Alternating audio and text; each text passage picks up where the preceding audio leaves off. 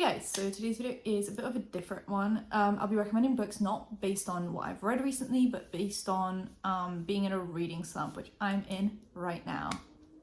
Like, I'm reading, but I'm not like reading. Like, I feel like there's a difference and you kind of know when it happens. You're like either not reading at all, or you're just like getting through like one book every now and then, and you're like reading for maybe 10 minutes here and there. But you're not like actively choosing to read as like an activity. Does that make sense?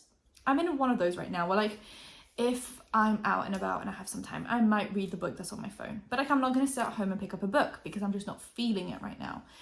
Maybe it's also just because I've moved recently, I've moved house, I didn't really have time, and it's just so much stress to move that I'm just like, I can't sit down and focus on a book right now.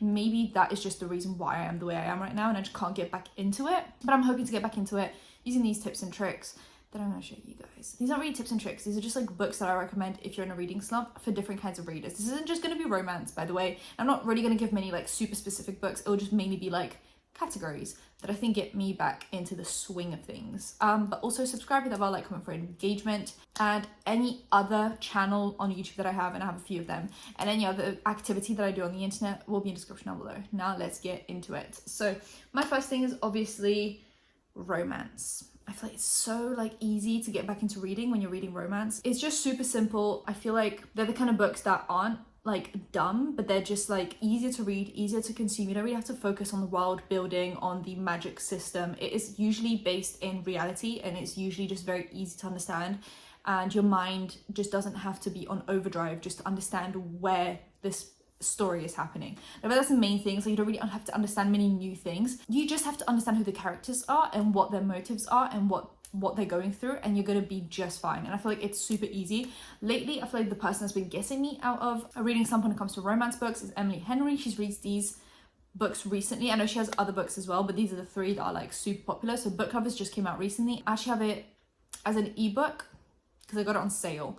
And then I just finished Beach Read. I also have You and Me on Vacation, which is also called People Meet on Vacation, but just depending on where you live. One's a US version, one's a UK version. So I have that one left to read as well. But so far from what I've seen from Emily Henry, it is just such an easy read, but not because she writes very like basic or not well written books. They're very well written, and that's why they're easy to read. They're super well written. The characters are super enjoyable to read about. The plot is always nice. The setting is always beautiful but easy to understand because it's real world. I just feel like Emily Henry writes really, really good romances for if you're in a slump, but also if you're not in a slump. But they're so well written that like they'll get you out of a slump, and you'll want to continue reading, and you'll want to pick up the book, is what I'm trying to say. I feel like kind of leading into romance is guilty reads, and I hate putting that tag on things that I enjoy doing, but a lot of things that I do would be considered like guilty things, like guilty pleasures. You know, like I enjoy watching childhood TV shows, that's a guilty watch, and I love playing video games, and that's my like guilty hobby, and I like guilty food, which food shouldn't be guilty, but we live in a society. I love guilty reads. I don't think any book is dumb. I think if you're reading words on paper or words being spoken into your ear, that's not guilty. You're not guilty of anything. But for the purpose of today's video, that's what I want to call them. I want to call them like the trashy romances, but in like the best way possible. I think trashy reads are what's going to get you out of a reading slump. If you enjoy reading them, that's like, if you think these books are really, really stupid and you just hate reading them, that's not going to help you out. But if you love a good guilty read, here are some recommendations, because I think these are things that really got me out of a reading slump. I remember when I was on holiday, maybe 3 years ago, I was in a bit of a reading slump, so I just bought a few books with me, I think I bought like 2 books with me, and one of them was Twilight, and that got me out of a reading slump. I think I finished Twilight in like one day, and then I felt empty inside. I was like, what do I do for the rest of the holiday? This was supposed to last me a while. So Twilight. Another holiday I went on was literally last year, and I was also in a reading slump. I felt like it got like to summertime, and I couldn't really decide what mood reading wise I was in, because I feel like you're just coming up winter time, and then like spring is like a really weird time to read books in because there's really nothing going on. Like I feel like there's like autumn winter, which is like cozy, spooky, or like, and then there's summertime, which is like summertime reads, and I feel like going from like spring to summer is always like a really awkward time. Like right now it's like from spring to summer, and I'm just very confused about what I want to read. So last year I went on holiday and I read After, and I was obsessed, like literally. And after that I read like 2 more of the books. I think I have 1 left. I just think it's like a great series to get yourself into if you don't mind a bit of toxic relationship, yada yada. Like, these are very specific suggestions for people that don't mind toxic relationships and books, that people don't mind hate reading something, or etc etc. I just think After really got me out of a slump. And then there was the Off Campus series. I would eat those books up, like one book a day. I was like, oh, obsessed. That it's a series of, I feel like I'm not describing these books very well because I just feel like if you know, you know, if you don't, you don't. Obviously After is about, you guys know what After is about. I don't have to explain that one. I don't have to explain Twilight, those two are obvious, but Off Campus is a bit more niche. It blew up on TikTok recently, and it's basically 4 girls, 4 guys. They're on the hockey team, the guys. The girls are basically just like dating them, and each book is about a different couple, and it's 4 books, and then there's a 5th one which is a epilogue, like after, and it's called The Legacy. I don't really, if you want to read it, you can. If you don't want to, you don't have to. And then after that, there's the Briar You series, which is just a continuation, but just with different couples. I've read all of Off Campus and Legacy. I still haven't read Briar You, but it was amazing to get me out of a slump. I was reading those in the winter time, and oh, it was so perfect. Such a perfect book to read. Well, series of books. And then for guilty reads, I've also got LJ Shen as a just author. I haven't read anything from her, but from what I've heard, it's like a guilty read situation, toxic, enemies to lovers, fake dating, etc, etc. Like LJ Shen as a whole has just been recommended on TikTok all the time and on YouTube, so I'll put that in there. Penelope Douglas, I've only read Punk 57, but there's also Birthday Girl that's been heavily recommended, and she has a bunch of other books, super guilty reads, a lot of smut, etc, etc, etc. So like if you're into that and you need to get yourself out of a slump, I think they're super easy to read. I think I got through Punk 57 in like 2 days, and I was on holiday as well, so super easy to get out of a slump. And then we have I'd say I've never read the series, but I've watched the movies. 50 Shades of Grey seems to be like a big like slump read situation. And then Colleen Hoover, anything Colleen Hoover I feel like will get you out of a slump. Right now I'm struggling because I'm in a slump and I haven't picked up like a physical book. I have no physical book on the go right now, which is usually my preferred. Like I have one physical book on the go, one ebook and one audiobook on the go at the same time, just so I have like variety of reading. Right now I've got no audiobooks on the go and no physical books, just an ebook, which is a Colleen Hoover book. It's Reminders of Him, and I, without even realizing, like literally just by like reading 10 minutes here, 10 minutes there, just like I'm in the dog park with Phoebe, I'll read. I'm waiting for food, I'll read.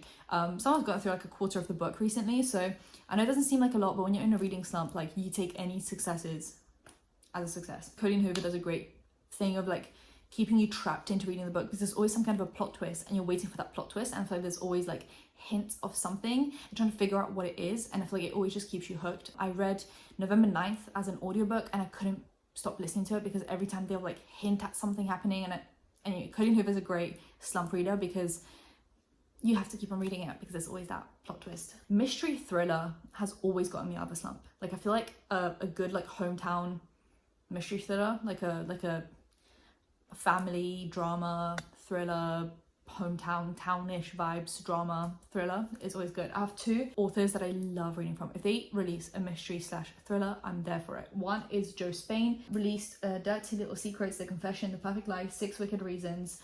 Some of my favorite books. They're obviously just, they're a bit like, they're not gonna be anything revolutionary in your life. If you're a mystery reader, you might find them quite basic and you might find them quite predictable, maybe even poorly written, I don't know. But for me, they're like the best mystery thrillers to get me out of a reading slump because they're so easy to consume. And if you read them as an audiobook, perfect. Another one of those is B.A. Paris, who's released Behind Closed Doors and The Dilemma and a few other books. Anyway, those are ones that like I literally would finish the audiobook in one sitting. Like I'd be walking around the house and just like finish one, start the other. Sometimes I'd get through 1 or 2 books a day just reading these books. Another one that I couldn't put down as an audiobook is A Verity by Colleen Hoover. Once again, amazing book, amazing like mystery thriller, and I feel like it was one of those where, because it was, the chapters alternated between different perspectives, it just kept you hooked because you wanted to see the other side, and no side was more interesting than the other, so I feel like it was really easy to get you hooked.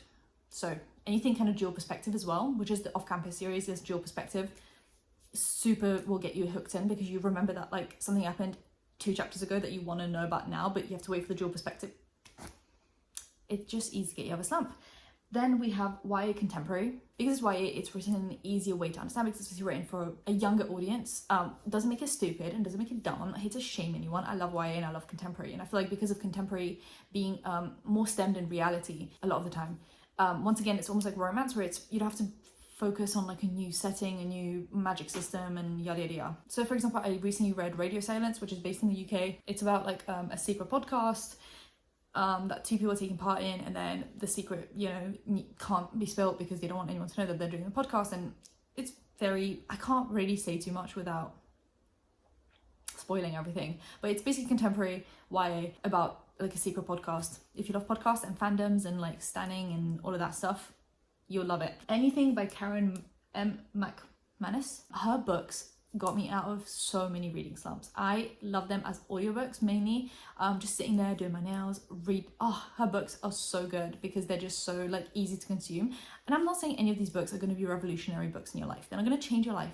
They might just help you get back into reading, which is all we can really ask for. So for example, One of Us is Lying, and then any book after that, and then she's also had some other books like The Cousins and just some other books, but I think the One of Us is Lying series is like the most popular one. Things like All the Boys I've Loved Before, which is obviously romance, but it's more young leaning, very easy to consume. Shadow and Bone, those books got me hooked. I remember I read the first one in one sitting pretty much, and then the following two I read in pretty much like the 2 days after. It kept me hooked. Like I was doing my work and I would count down my work just so I could like quickly read like a chapter and then go back to doing work. Six of Crows, I haven't actually gotten to Six of Crows, but I heard it's an amazing series with amazing characters, and I feel like if you love characters, then that might be something that might get you out of a slump, just to follow some fun characters around doing things. Seven Husbands of Evelyn Hugo, it's not young adult, but it's more contemporary. Amazing series, and it's also dual perspective, from the perspective of the writer who's writing an autobiography about Evelyn Hugo, and then Evelyn Hugo in the past actually living the things that she's describing. So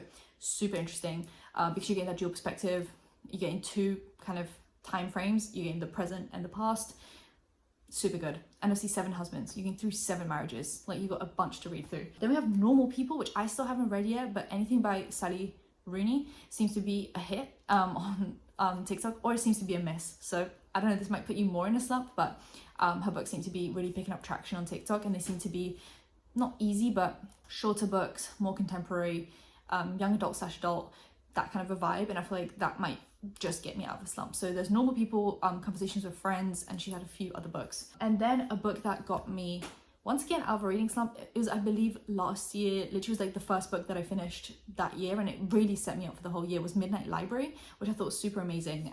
Super amazing. Basically, it's about a library of, like, if you die, you're in this like in-between phase in this library, and you can go through different storylines in your life. Like, if you had made a different decision, you'd have a different storyline, and you can kind of live them out to see if you want to go back and live one of those lives, or if you just want to die, or if you want to go back to your regular life. And there is this main character we're focusing on who in the first few pages has committed suicide, and is going through different versions of her life. I have a few other like smaller categories. So for example, graphic novels or mangas are amazing to get over reading slump because they're so easy. You can basically get through a graphic novel in 2 hours, 3 hours maybe, and it might just to see the stats going up might motivate you to read more books. So I've been reading the Witch series, which is from my childhood, which links to a different category of books for reading slumps, aka childhood stories. Sometimes reading a book from your childhood that you've already read in the past and you know you love might just get you over a reading slump.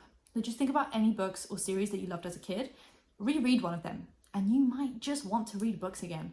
But yeah, Witch is one of my childhood stories. I used to get the magazines, and yeah, I used to read those stories in the magazines. Now I have them in the graphic novels, which has helped me. But there's also Heartstopper, which recently came out on Netflix, and it's super popular. It seems to be really hyped and getting everyone out of a reading slump. And then 2 other sections I have is non-fiction. Sometimes helps me because it's less, like, once again, you don't have to understand a story, you don't have to understand characters, you don't have to understand a plot. It's just someone's life or description of something, or you learn about something. It just sometimes helps me to learn about something rather than focus on like a fictional world. And then another one is just one that brings it all together, audiobooks. I love audiobooks. I think they really just help.